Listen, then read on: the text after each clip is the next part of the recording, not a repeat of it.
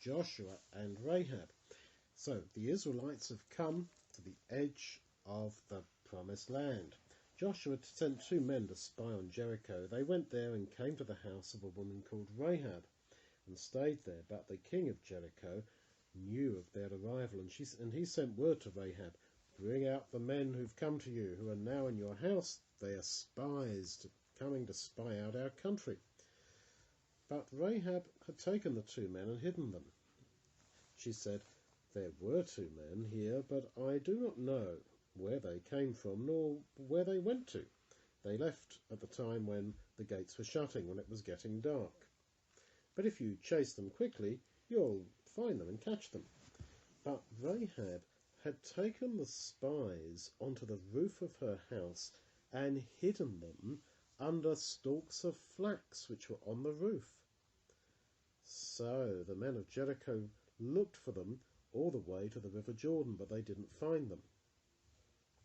Rahab came up to the men on the roof and said, "I know that the Lord has given you this land, and all its inhabitants are afraid of you, for we've heard how the Lord dried up the waters of the Red Sea when you came up out of Egypt, and when we heard that, our hearts melted, and there was no courage left in any of us because of you. For the Lord your God is the God in heaven above and on earth beneath. Please promise me by the Lord that since I have shown kindness to you, that you will show kindness and truth to me and my family.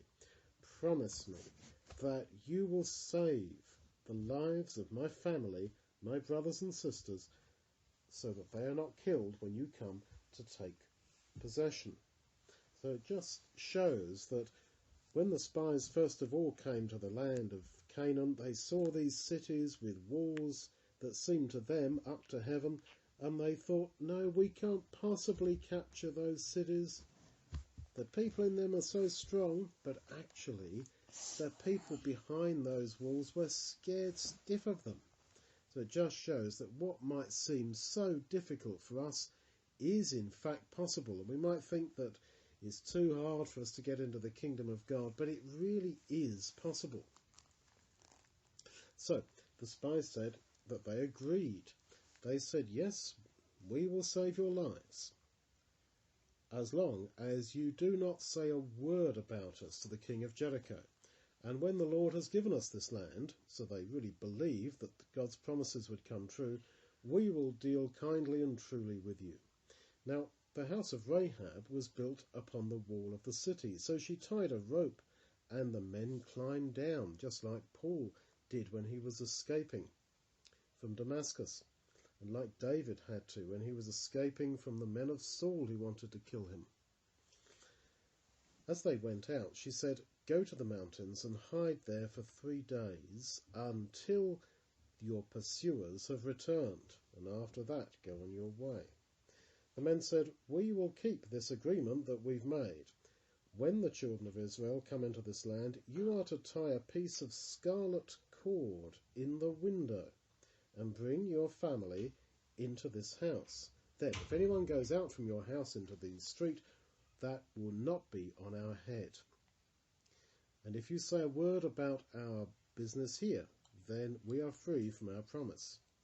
The woman agreed, and she sent them away, and after they'd left, she tied the piece of scarlet cord in the window. That was like a witness that she really was in covenant with those men. Well, the 2 men stayed in the mountains for 3 days, and when finally the men of Jericho gave up searching for them, they had returned to the city. Those 2 men came back down the mountain, crossed the river Jordan, and came back to Joshua.